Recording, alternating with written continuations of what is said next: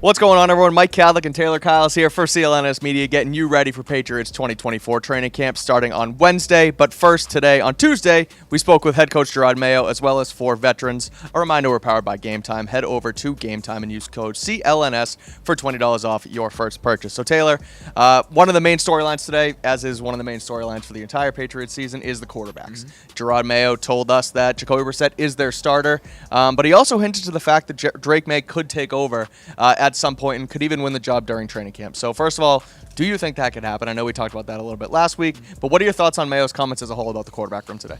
I wasn't really surprised. I think when you've listened to what Elliott Wolf and Jerod Mayo have been saying since Drake Maye was drafted, this is a guy who they do think can actually compete for the starting job. They've been using that word competition at every position, but at quarterback, there's been no indication that the job was locked in. Now, obviously, as Jerod Mayo said, Alex Van Pelt said it as well during the spring, Jacoby Brissett is the clear-cut starter. He mentioned he's the most pro-ready option, which we already knew, and the stability he brings obviously is invaluable.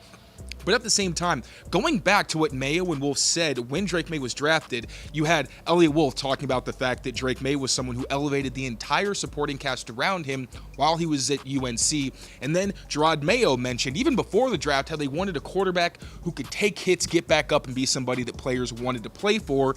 And he specifically said that Drake Maye was that kind of player, a la Tom Brady or Joe Burrow. So I wasn't surprised. I think everything we've heard from them has indicated that Drake Maye could take the job. Yep. But he's got a lot to prove because Jacoby Brissett is a pretty solid NFL starter in his own right. I love Jacoby's mindset heading into this year. I've talked about it a lot, but I mean, even today, I asked him what it's like, or what it was like, the difference between coming in here as a rookie versus now being an 8-9 year vet, whatever he is. And he said his attitude's the same. He's always prepping like the starter. And I also like his attitude towards Drake Maye. I don't think he has any animosity towards the fact that, there's a rookie coming in behind him. He knows what his job is. He comes in here, signs a 1-year, $8 million deal, whatever it is, and he knows that he is going to be that bridge quarterback.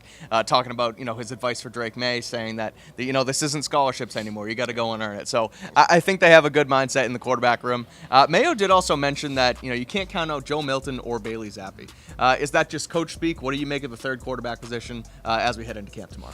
I think it's true. I don't think that Bailey Zappi would be on the roster if there wasn't any competition. But at the same time, the Bailey Zappi situation is going to be interesting no matter how you slice it, because if he does stay on the roster, if he actually plays well going into training camp, going into the preseason once things get more competitive, maybe he has some trade value. And then he's a guy where you say, okay, you kept him on the squad, but he's not going to be here for the foreseeable future. I think his contract says that he will be around still in 2025 if they wanted to retain him.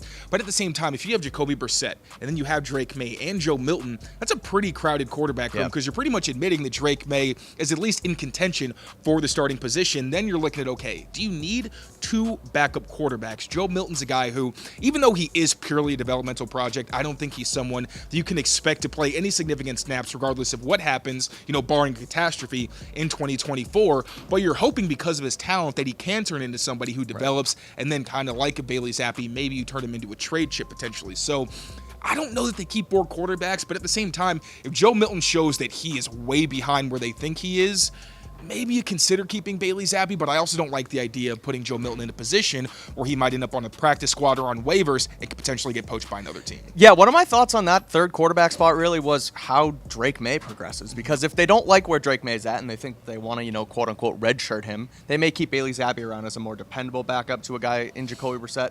But from hearing Mayo today saying that they're not going to bubble wrap him, they're not going to, keep him away from the field, that they think that he can be they're not going to try and redshirt him. I think that they think that he can at least be a backup to Jacoby Brissett and actually be able to go in there and make some plays when he has to. So I don't see Bailey Zappi being on this roster. I think Milton's going to be that third guy, the developmental guy that they brought him in here to be. They also put a lot more draft capital behind Joe Milton. They just drafted him in the 6th round, where Bailey Zappi was a 4th round pick 2 years ago, was cut last year, and then they obviously brought him back on waivers and brought him back in the mix. But I think there's more value in keeping a guy like Milton around than there is with Zappi, especially if you have Maye behind Jacoby Brissett for the foreseeable future. 100%. I think this conversation was a little more exciting before Drake Maye actually did leapfrog Bailey Zappi. Exactly. When it was all veterans, I was thinking something similar to what you were saying, where it's, okay, if you're not confident that Drake Maye is ready to start, yeah, you keep Bailey Zappi because you don't want to put Drake Maye in prematurely.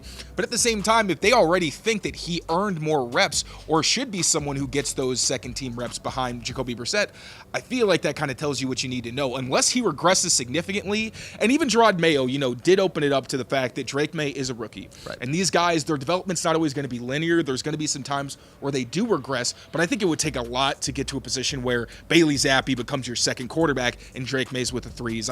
That's where I just don't know how valuable Bailey Zappi is. Again, unless you're talking about maybe potentially being a trade chip and someone you can get something of value for. For sure. So right now, to recap, Jacoby Brissett is the starter. Drake Maye is on his heels. Could win the job by the end of training camp, according to Jerod Mayo. And there's a battle for that third spot between Joe Milton and Bailey Zappi. We'll see what happens as we kick off training camp tomorrow in Foxborough on Wednesday. We'll have you covered here on Patriots Press Pass, so make sure you rate, review, subscribe to the channel, and check out all of our written work and notebooks on CLNSmedia.com. Make sure to subscribe to Patriots Press Pass for all your Patriots news and updates on YouTube. And for all our written work, make sure you check out CLNSmedia.com.